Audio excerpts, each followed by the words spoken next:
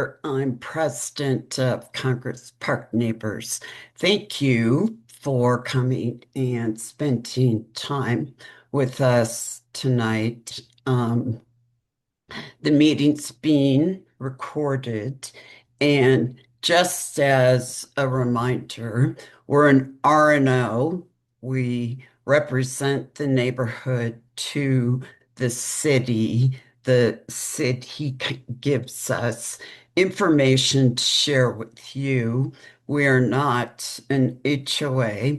Everyone's welcome, renters, homeowners. And the recordings of the meeting are on our website, so you can go back and look at topics that matter to you. So I have a couple neighborhood announcements tonight. Unlocking Housing Choices is having their final community meeting tonight. It's recorded. You can go to Denvergov and look at it. I would encourage neighbors to spend a little bit of time looking at the housing site because they're going to rewrite residential zoning, and I think it will affect our neighborhood for sure. So please take a look at it. We did a parking survey, about 100 or a little over people responded. A lot of people that answered had garages and parked off the street, and the physical evidence of Congress Park seems like it probably wasn't fair sampling. The area on Colfax, the blocks 13, 1400 blocks, is being studied by the city for parking. And if you're having a particular problem on your block or adjacent to you, it would probably be better problem solving for us to put you in touch with the guy that's doing direct parking planning. Um, and on that note, I want to encourage everyone to remember the businesses on Colfax. The BRT is decimating the businesses. They're closing right and left. So when you go out or get carry out, please think of our neighbors on Colfax. Recently, several of us attended a Chris Hines coffee meeting, and significant part of the meeting was spent engaging with the District 2 police officers. People had lots of questions, and I want to remind neighbors that District 2 has a community meeting the first Wednesday of every month at 3921 Holly at the District 2 station. I've been to many. You can go in there and meet an officer that will help you directly with your problem. And I would encourage neighbors to utilize that opportunity. Um, we have a park permit for an ice cream social on August 4th, and we'll keep you posted about that. Um, and the swimming pool opens June 9th. Very important date. Tonight, we have a guest speaker, Panayoti Kelaidis from Denver Botanic Gardens. Hello. Thank you. Thank you for joining us. I think everybody knows that we're in a drought. On May 1st, our water fees are going to increase as the first incentive to restrict our water usage and be more thoughtful. And we've asked him, PK, to come tonight and talk to us about, in particular, our tree canopy and any other issues you could share about our older landscape. Uh, a lot of us have very mature trees and a stressful time. So thank you for coming. Well, very good. Can you hear me all right? Yeah. Excellent. Okay. Well, thank you for inviting me. I'm delighted to be able to visit with some of the neighbors. I have a rather special anniversary I'm celebrating today. It's my 46th anniversary at Denver Botanic Gardens. I'm the Oh longest my term employee, gosh. and I started Wow. on April 15th, 1980. So Hooray. this is Wow. this is kind of fun, isn't it? Yes. Yes. Thank you. Very Yes. good. Yeah. I thought I'd mention that because that's not something that happens every day, is it? Now, At any rate, my specialty is alpine plants, and I've become more and more of an authority on dryland plants. The scene you see behind me is a picture I took in the Apache reservation in Arizona about 7 or 8 years ago when they had a really big super bloom. I kind of chase super blooms around the world. And so that's really what my specialty are little tiny plants. But ironically, over the years, I've become kind of a tree guy at the Botanic Gardens, at least until they hired my colleague, Philip Douglas, who is the director of horticulture now, and he's actually an arborist. So the two of us share a passion for trees. And I've actually been really interested in trees from the time I was a kid, even though that wasn't really what I came to specialize in.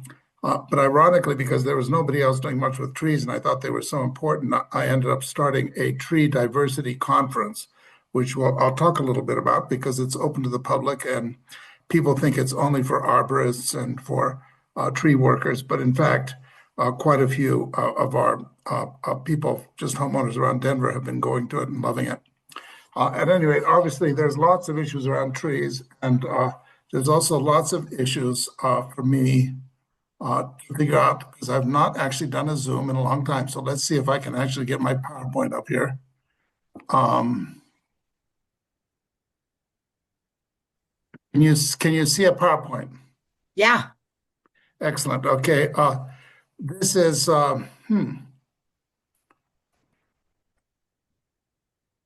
well, I'll be starting and ending with the same picture. This is from the website of the Botanic Gardens, and this is a project which I'm responsible for. Some of you may have heard of a man named Al Rollinger. He passed away last year, but he was probably one of the leading designers in the Denver area.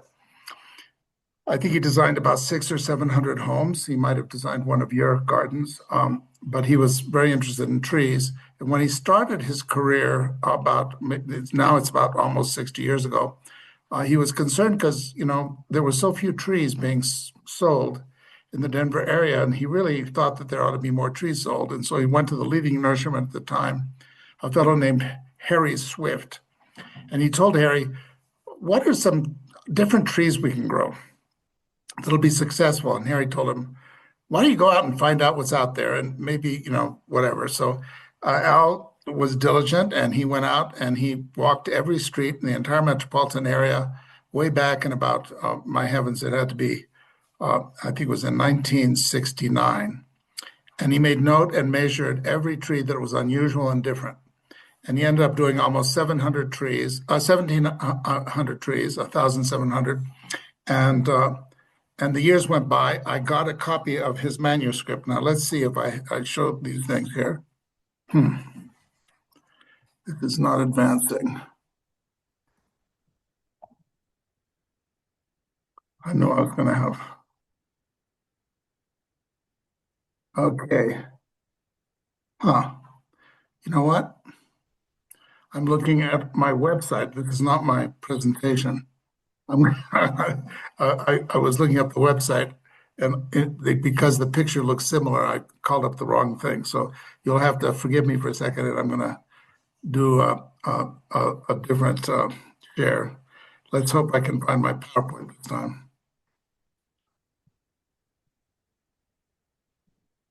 Aha. Ah, there it is. This is better. Okay, yes. Now let's see if I can get it properly started as a slideshow. Yeah, I thought I had a different cover. So the Wallinger's Tree Survey is where I launch my talk here. And this is a picture I took at Sloan's Lake, I think, 1 year ago. I thought that was awfully cute because trees really are for the kids as well as for us. You have to think ahead of time. Uh, Most of you are aware of the Dutch elm disease, which had an incredible impact on the cities of the United States. Denver got away with keeping a lot of its elms alive because they were treated. And eventually they discovered that the beetle that carried the Dutch elm fungus was outcompeted by one that didn't. So now the elms in Denver seem to be secure for the time being. So, but at any rate, most of the cities around the United States lost virtually all of their elms. And this made us realize how we take trees so much for granted, and especially we plant the same trees again and again and develop these monocultures. And monocultures are one of the big problems. For example, our mountains have monocultures of many kinds of trees, like Engelmann spruce and alpine fir at high elevations. And they are also subject to problems.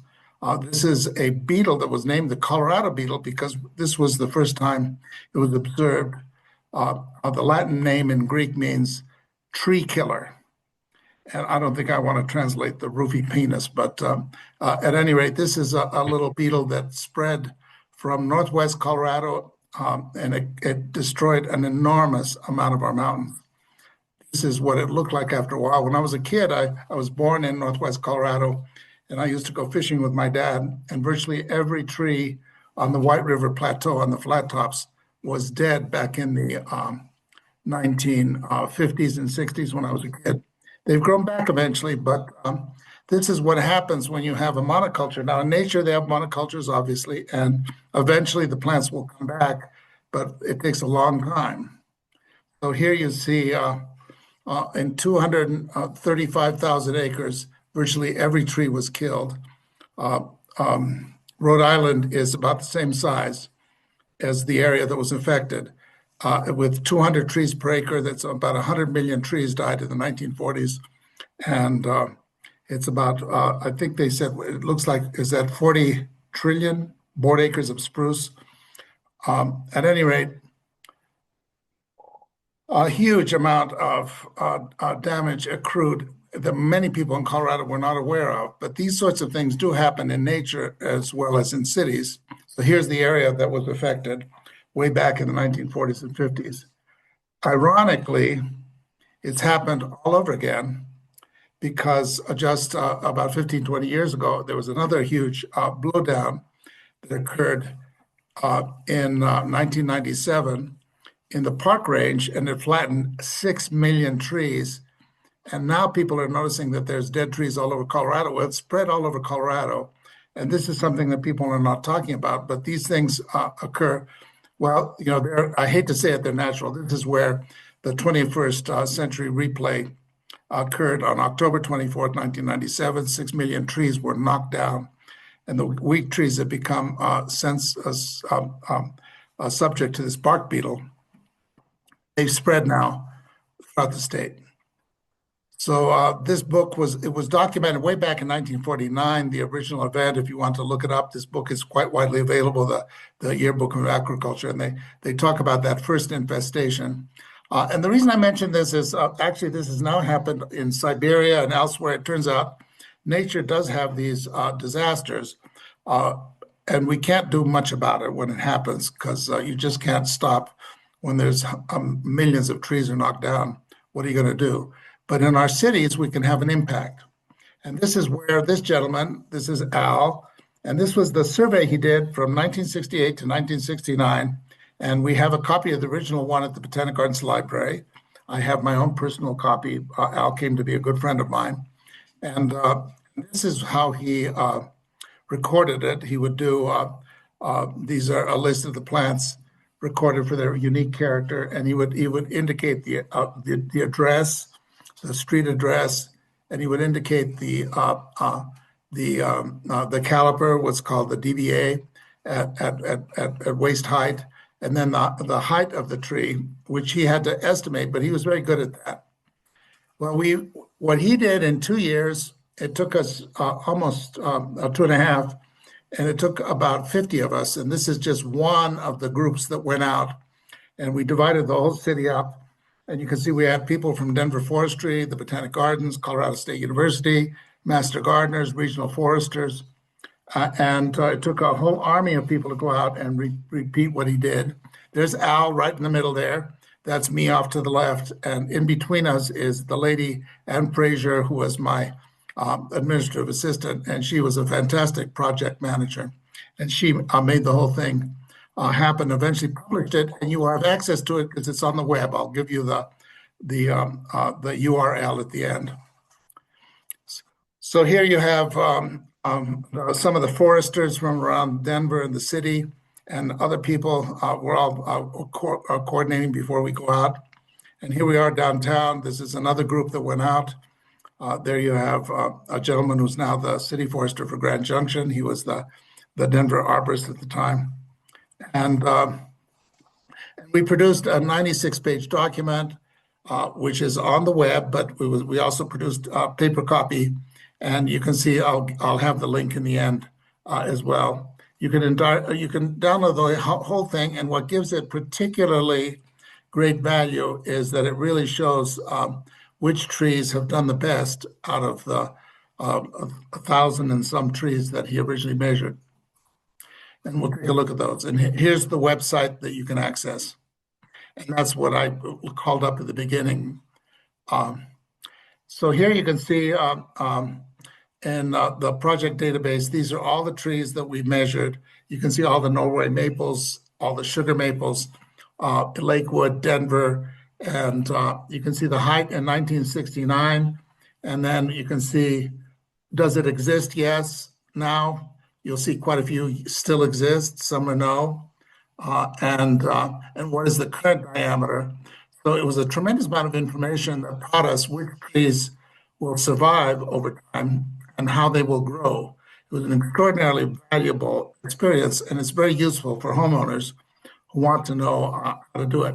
And this is what it looked like. This is the actual chart of the Denver area with all of the trees, the hundreds and hundreds of trees. The red ones are dead, the green ones are alive. And you can see that most of the trees that he measured 50 years ago are alive, which is pretty wonderful. That says something, and there was a lesson in that as well, especially when you see why they survived and what did. These are the top trees in terms of their overall statistical success. Coffee trees that were planted way back then. Are you seeing this green thing in the middle, or is it just me? Maybe it's just on my screen because it makes it hard to see. Let's see if I can move it up here. At any rate, Kentucky coffee tree, he found 11 altogether. 9 are still in existence, 2 are gone. Many of the plants that are gone are probably not, they didn't die of, sometimes they just died because they were cut down for development or for other reasons. But you can see the big winner was the Kentucky coffee tree. Next is bur oak. Next is golden rain tree, red oak, English oak, white oak, white, swamp white oak, Japanese pagoda tree, and oak. And you can see the numbers that he first recorded.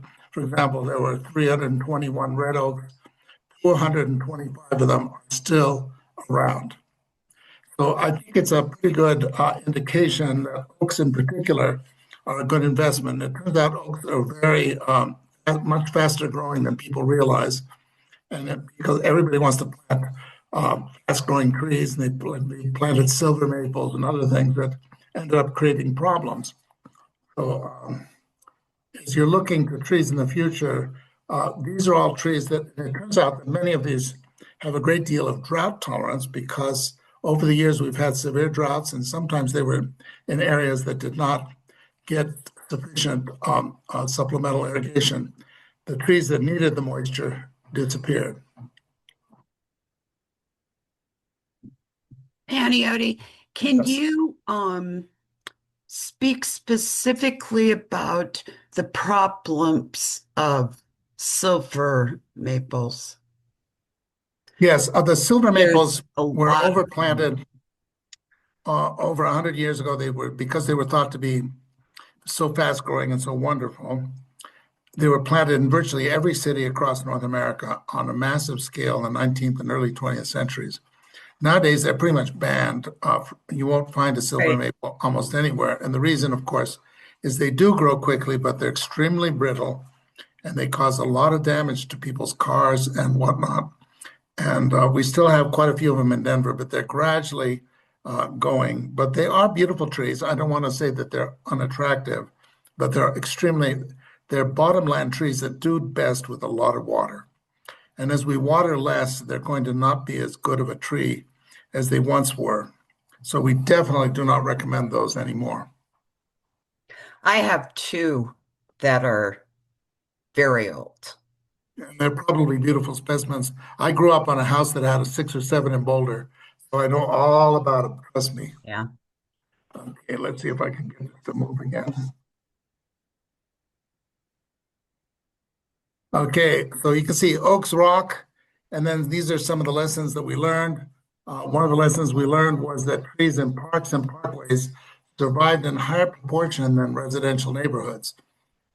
And and why is that? Well, we finally figured out in the poorest and the richest neighborhoods, they survive better than just in middle class neighborhoods, because middle class neighborhoods often have they have often do a lot of construction and reconstruction, and they cut down the trees. So we think a lot of the trees were not lost to disease or drought, but they were lost because people cut them down, to expand their house, or to remodel. And gentrification, home expansion seems to be the number one cause of tree loss from what we observed.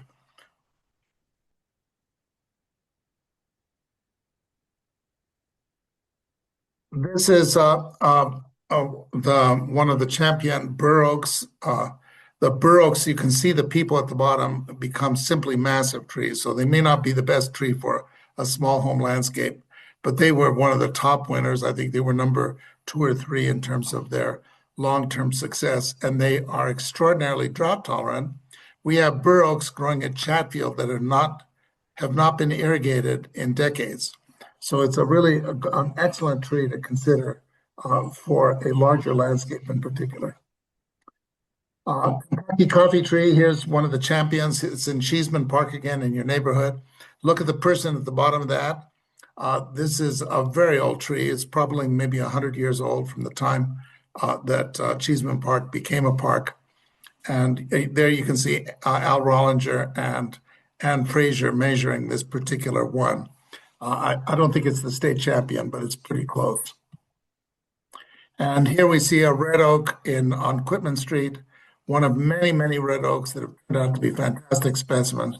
Again, a larger tree. We'll look at some smaller alternatives, but it's fun to see what some of these massive trees look like and realize people think that Denver is not a very good place to grow trees. Fortunately, nobody told the trees that, and you can see the trees are doing very well for us. And we have some really wonderful trees. Here are more red oaks. in various parts of the metropolitan area. Again, look at the people at the bottom of these. These are absolutely magnificent trees, but of course they probably had good care, lots of water in the course of their career. One of the trees that I think is a sleeper for us is the chinkapin oak. It turns out that oops,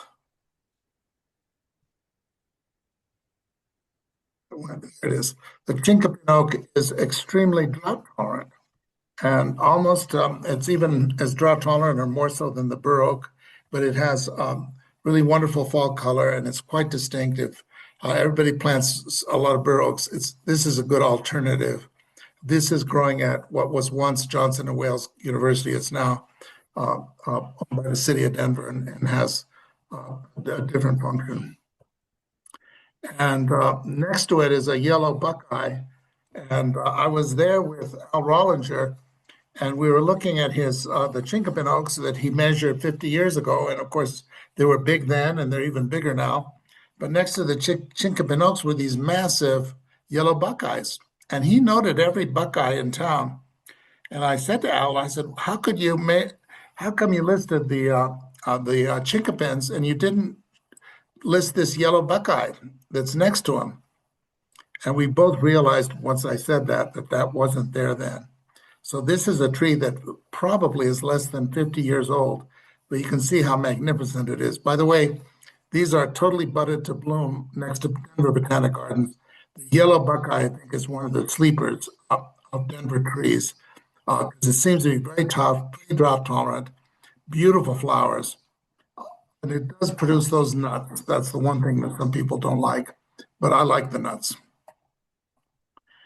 Redbuds have the reputation of being extremely difficult to grow and fussy, but we found a lot of redbuds in this spring. I have never seen such a magnificent bloom on them. I think redbuds, I think they're too pampered. I think if people just kind of stick them in the ground, and they seem to be pretty drought tolerant and sun tolerant. They don't need the real shade and all the water people generally give them. I think it's a tree that usually should be planted a lot more. Al missed a few trees. Here's a horse chestnut in a neighborhood not far from the gardens that is pretty massive, and it was probably around when he was there, or maybe it grew in 50 years. Again, the buckeyes and the horse chestnuts, I think, are sleepers among the plants the trees of Denver. The number one so-called sugar maple in Denver is probably actually not technically speaking a true sugar maple. It's probably a black maple, which is closely related to sugar maples. The difference is that black maples are alkaline tolerant and much more drought tolerant. This is almost 100 feet tall. This is growing on Colorado Boulevard at about 26th Avenue. It has fantastic color like sugar maples do, quite late. And unlike sugar maples, this is not fussy. In Denver, true sugar maples don't like our alkaline soil and they don't like our drought conditions. Here's the difference between black maples and sugar maples is trivial. There are very slight difference in the foliage. But the real difference is that in terms of their constitution, black maples can take our heavier soils, alkaline soils, in dry conditions, heat, whereas sugar maples, in Boulder, they can do pretty well with them, where the soils are more acid, where it's a little cooler.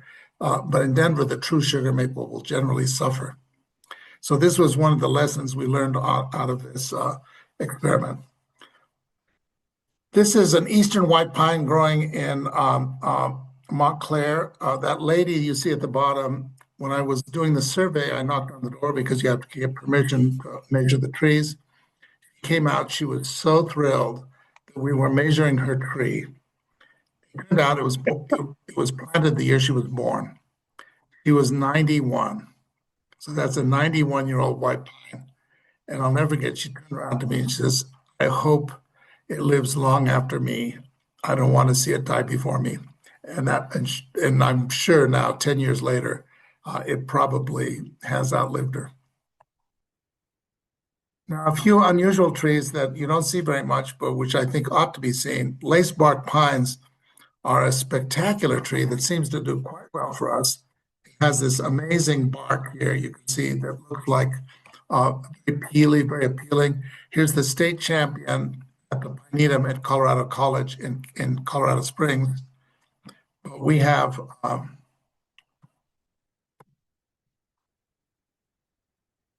this is the specimens at Denver Botanic Gardens, and you can see the bark is really both appealing and peeling. And it's really one of the great trees. You can occasionally find this in local garden centers. If you do, you want to nab it up because it is now eventually it'll get quite large, but it takes it some time.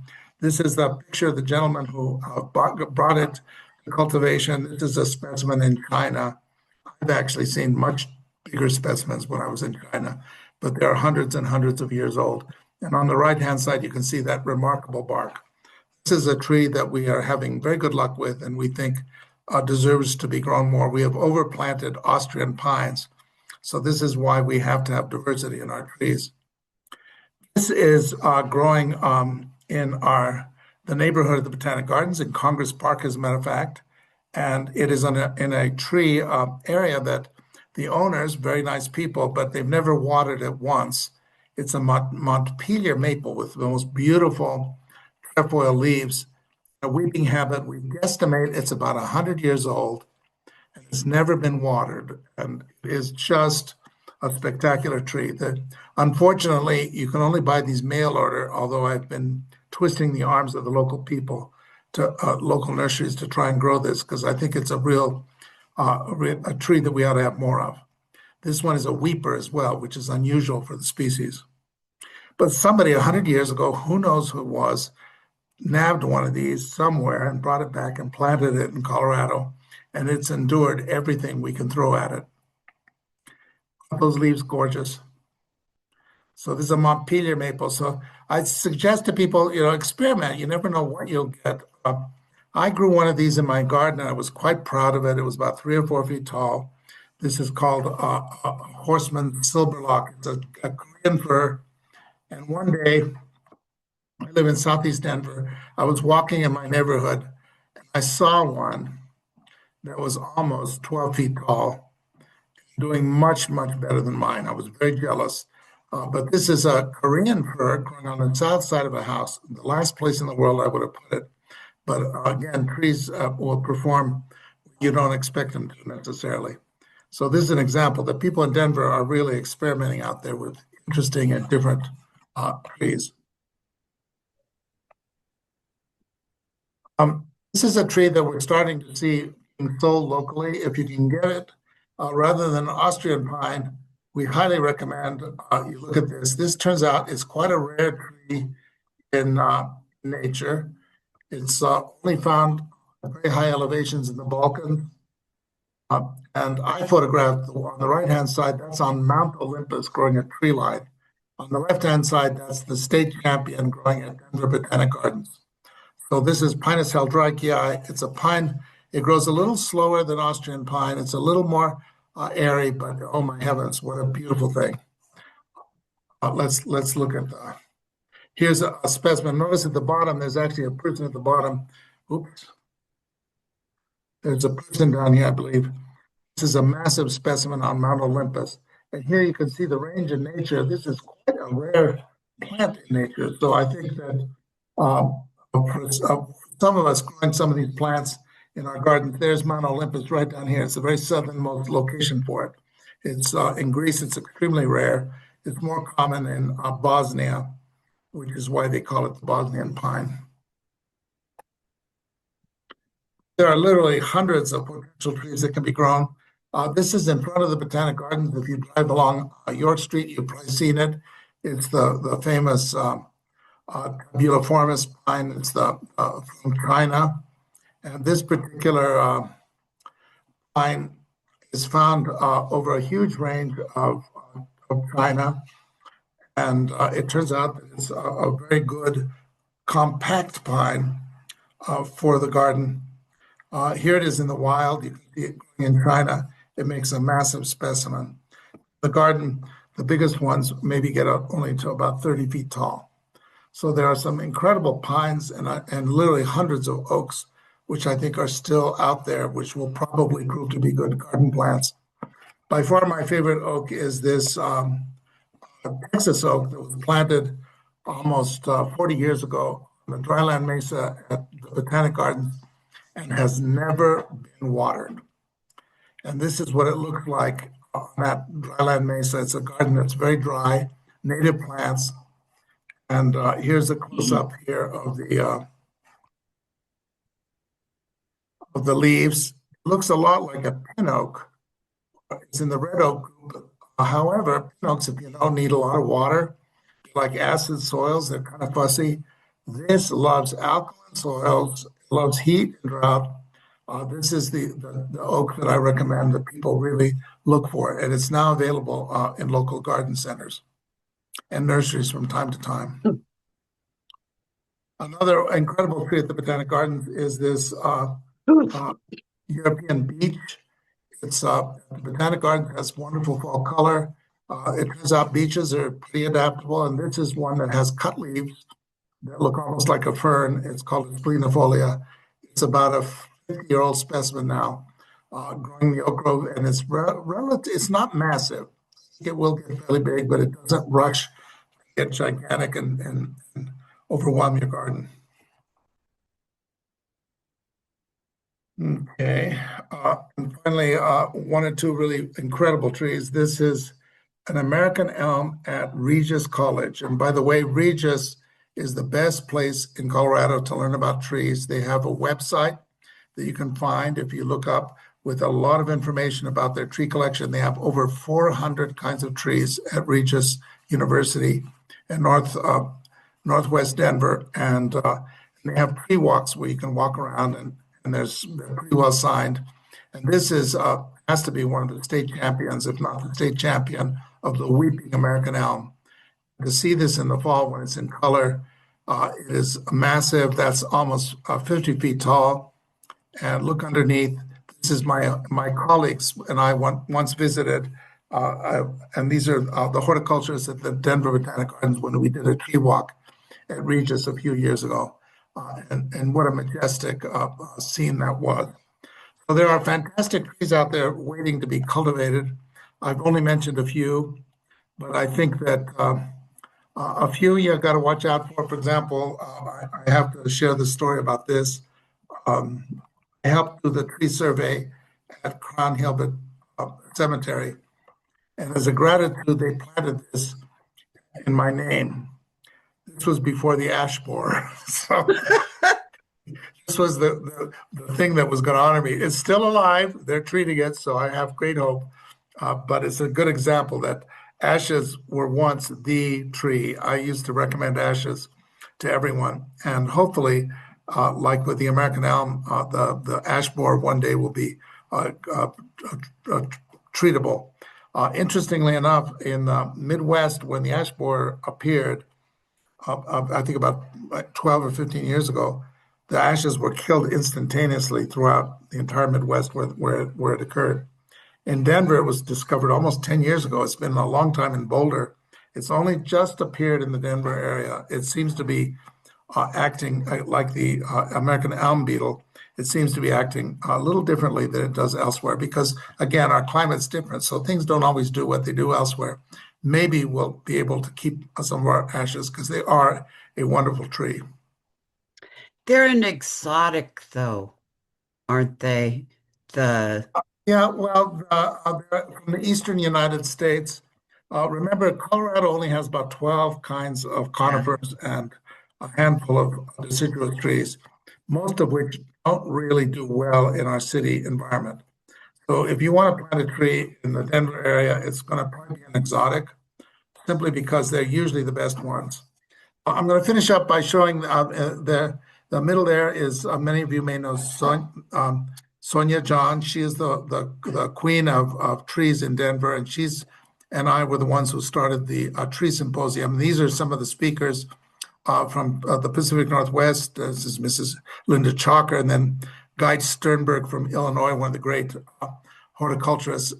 And this is just a sample of one of our seventh annual one. We had all these people presenting. I actually presented with Al Rollinger that year about his tree project because it was the anniversary. This was a particularly wonderful session, but we do it every year. This year we had over 200 participants. It's always in March, usually around the middle of March. So keep a lookout for it. And next year, if you get a chance, I would definitely sign up either to come in person or they have a cheaper Zoom option. Very, very good information on trees. Over the years, we've had just about every expert all over the world. And finally, this is my last picture here. There's the bottom there. If you want to take a screenshot of it, you can look it up. Or if you just Google Al Rollinger, Denver Botanic Garden, you should go right to it. And our booklet there, it's almost 90 pages with much of the information I presented to you and more. Was one of the best sources and resources of what really works in Denver. And I would just say that the future of trees in Denver, I think, is bright. I'm very impressed. Our symposium we just had our 12th or 13th, I think, in a row, has produced huge results. The cities are planting much wider, diverse tree canopy that I think is better adapted, more drought tolerant. So that's my last image. I hope I haven't gone on too long because I know you might No, have some questions. I have a question. Can you give advice about how to manage existing trees throughout the summer this summer? Um, Well, the one thing that we all know as Coloradoans is that you can't really predict the future. And for all we know, we'll get some rains. Uh, uh, but uh, whether we like it or not, we do have these drought cycles. And we had one from right. 1999 to 2003. And if you remember back then, we were only allowed to water once or twice a week, the Yeah. same business that we're going now. The only difference is that now there are a million more Coloradoans drinking from the same pool of water, so to speak. So yeah, the strain is going to be severe. And I would say that because many of the trees are planted in tree lawns, that's where their water comes from. And so if you do not water and you have a tree that is water loving, you will possibly lose it. And that's a potential. So you have to realize that if you care about your tree, you're gonna have to figure out how you can give it some deep watering, perhaps, which would because if you surface water, a lot of it will evaporate. There Right. are methods of watering now. Don't forget that the tree's roots usually are not more than about 18 inches deep, so you don't have to go down 100 feet. But a drink or two in the middle of the summer on your watering day is certainly advisable for trees that you care about. Uh, but this is, I tell people this is an excellent time for people to rethink their gardening style. And Yes. I know we all want to have the English garden with the lush plants. Uh, you can do that with drought tolerant plants, but you Yes. have to learn some new tricks. And the Botanic Gardens offers a wealth of classes about xeriscape gardening and water conservation. And there's a wealth of information on the web. I was one of the people who helped originate the Plant Select program. And the Plant Select program is really the drought insurance for Colorado because we have almost 200 plants now that are the kind of plant that you don't have to water every other day like you do the English ones to make them look good. And so I would suggest that you think about redesigning parts of your garden for more native and drought tolerant plants. And also realizing there's some of the native trees like the Gambel's oak and some of our other pinyon pines. Those are trees that are extremely drought tolerant and you would not have to worry about. In fact, most pines are pretty tough. I'll take any questions. That was great. I wasn't aware of the plant symposium, the tree symposium. Um, that's a great resource. Elon, please. Hi. Oh, that was fantastic. I love that. And that's so nice to meet you in person.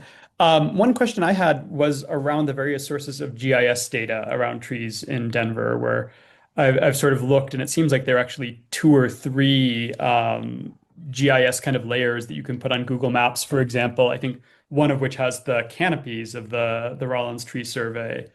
Um, but I think for our neighborhood, like one of the questions I had is, are there resources or is there an easy way or maybe a not so easy way to sort of calculate canopy coverage in a neighborhood? Because it'd be interesting to know for us in Congress Park, for example, is our canopy increasing or decreasing, on the 10-year kind of survey timing? I don't think I have not studied that. I'm not an authority on that. But I would say offhand that the city of Denver has had unusually good arborists and well supported. Like so many things in Denver, people don't realize Denver is one of the most peculiar cities in the world because of the extraordinary amount of public support for museums, for scientific and other kinds of things. Most cities do not have a scientific and cultural facilities district. In fact, nowhere in the world is there a city that supports museums and publicly like Denver does. And likewise, the city, even though they've had a huge uh, challenge to the parks, the tree people have done a little better. The parks have suffered a lot because of the budget cuts, but the tree arborists, and if you do contact them, I bet they could help you with that. Generally speaking, what happened was that 100 years ago, people had more agrarian roots. Most people had either were born on a farm or they had parents from a farm. So we had people who are very aware of natural phenomenon. It was something that was sort of ingrained in the populace. People planted a lot more trees back then. They gardened a lot more. Generally speaking, what's happened over the last century is that there's so many different things happening in the world that distract people.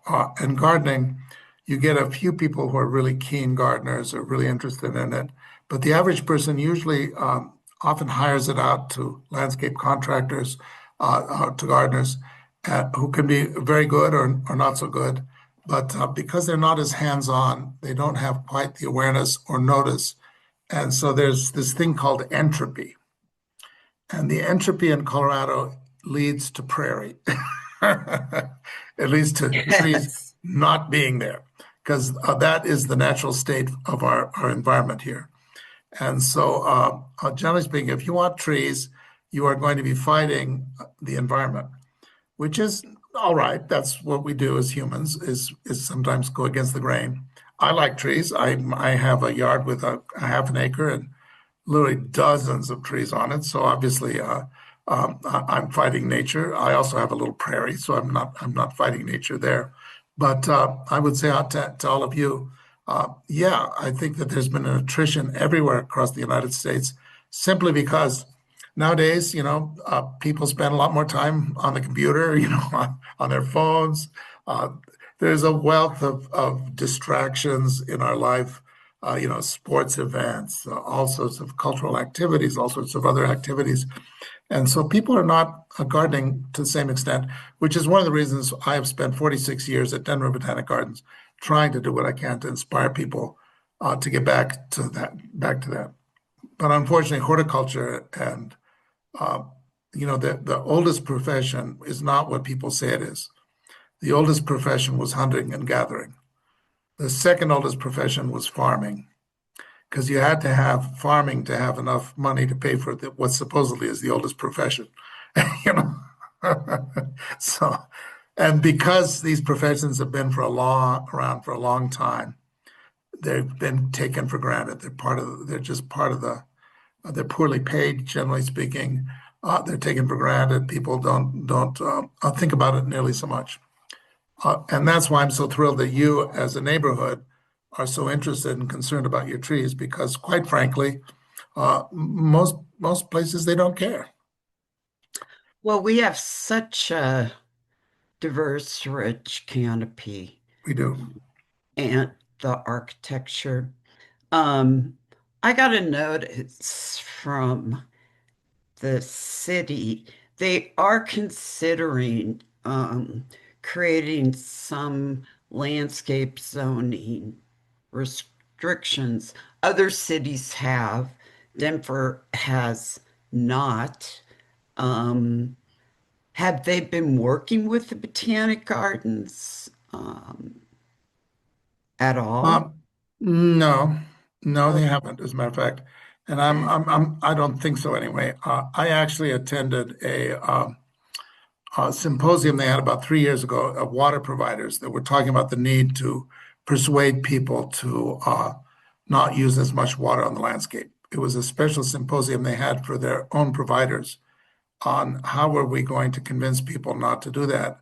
And I was a little shocked that there was nobody from the nursery industry, nobody from the landscape architecture industry, nobody from the landscape contracting industry, and only me from the Botanic Garden. And I was there because a friend of mine who was a water provider told me to come because they thought I should know about it. So I went. It was a very good session. And a lot of it was, them brainstorming to see and what they pretty much decided was the only way people are going to change is if they have to pay for it. And sure. and that's what they're doing. I hate to see people use the stick rather than the carrot because I've spent my 46 years trying to develop a palette of plants through Plant Select. Many of the plants in Plant Select were plants that I found in nature or found elsewhere and helped put in the program. I think it's better to inspire people to use less water because they're growing something better than they might if they used a lot of water. Because the truth be said, a well done native landscape, a well done water conserving landscape is usually much prettier in the long run. And the perfect example is at Denver Botanic Gardens. The Water Smart Garden is stunning all year long. If you go right now, it's just masses of color, very minimally watered. Our old perennial border is gone because we used to have an English border, but it was so unattractive compared to the Water Smart Garden because half the year that you couldn't see anything because all the plants were cut back in the wintertime because plants from wet climates often don't have evergreen foliage, whereas plants from drier climates usually have more sun and they have more attractive foliage. So that's a good example that the Water Smart Garden pretty much did in our English border. So now our big English border is now more water smart.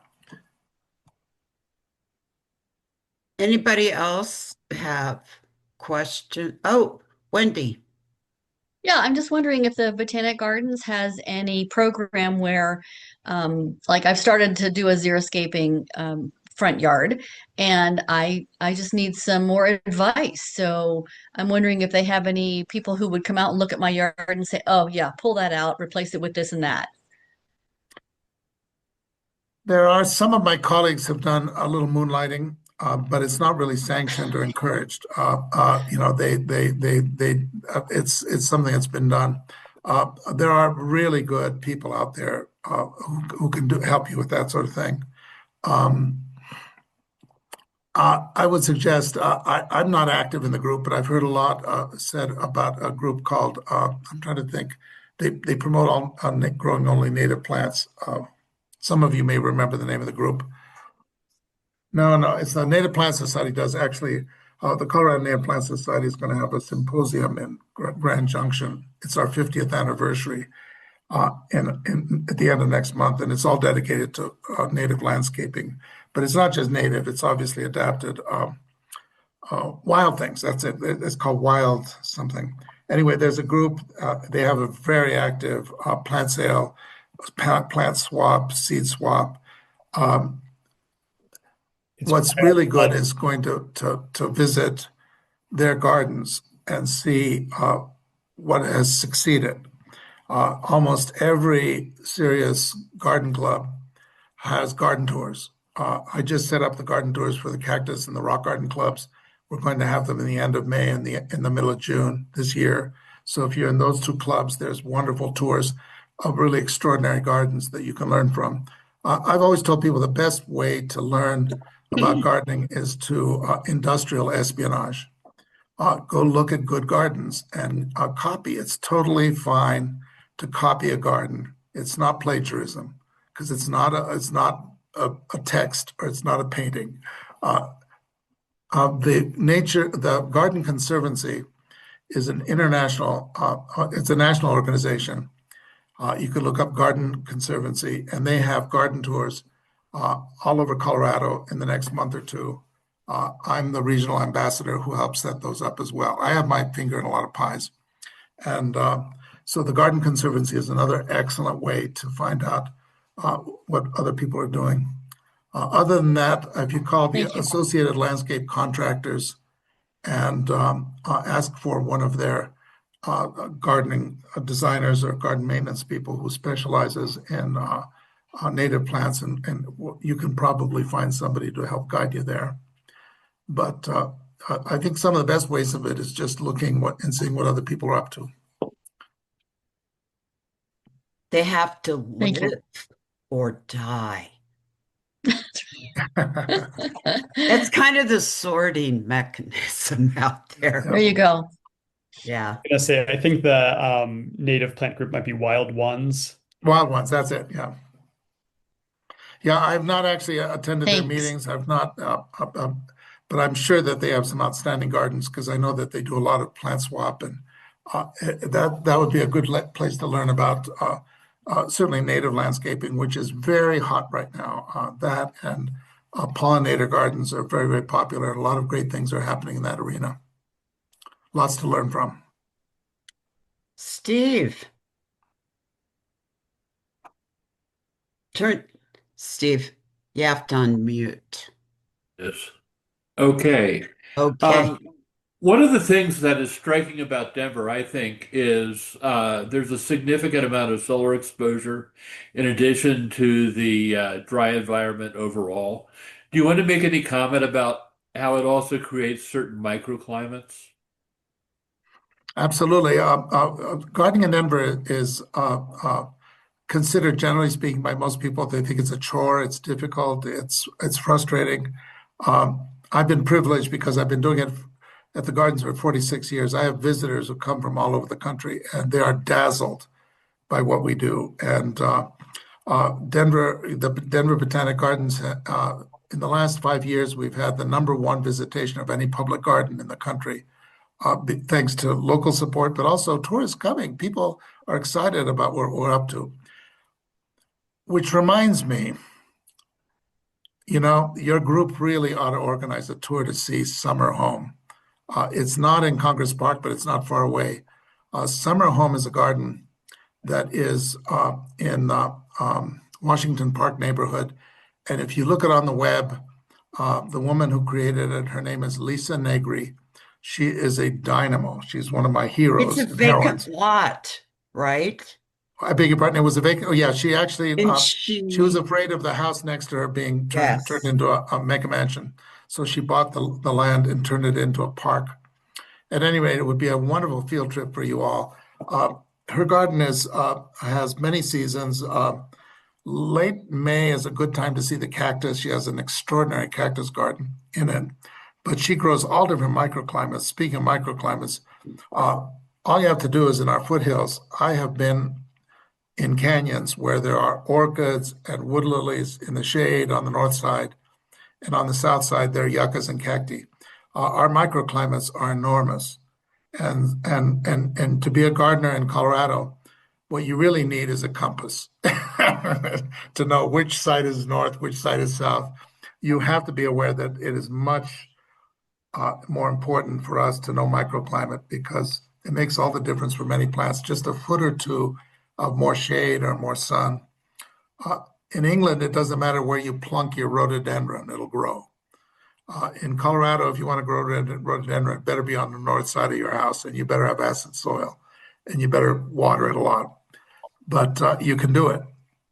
So gardening in Colorado is extremely satisfying, but it's really you get out of it what you put into it, like everything on Earth. Any more questions? PK, that was great. 46 years. That makes me feel old because I think I've known you almost the I started as a child, mind you, of course. um thank you. That was very It's helpful. been my treat, and thank you. I drive through your neighborhood every day, and I just love it. Didn't you live in Congress? I lived in Montclair many years ago. Yeah, I was on Yeah. Colorado Boulevard. I mean, on Colfax and 14th. Yeah. And I built a xeriscape with my ex-wife that was featured in books. It was photographed and everything else. And it was what I thought was a wonderful garden. And the third owners, after we sold it about 25 years ago, and it went through several owners. The first two owners loved it, took care of it. The last owner took the whole thing out and put in lawn. So it taught me that nothing is permanent in this world. Isn't that the truth? Especially landscape. Um, Exactly. Yeah. it's how much you invest. Well, thank you very much. Thank you for inviting me, and I wish you all well and plant some good trees. Okay, we will. Thank you. Um, my last announcement is our next meeting is June 17th. And I hope to see you there. And thank you, everyone, for coming tonight. And see you at the pool June 9th.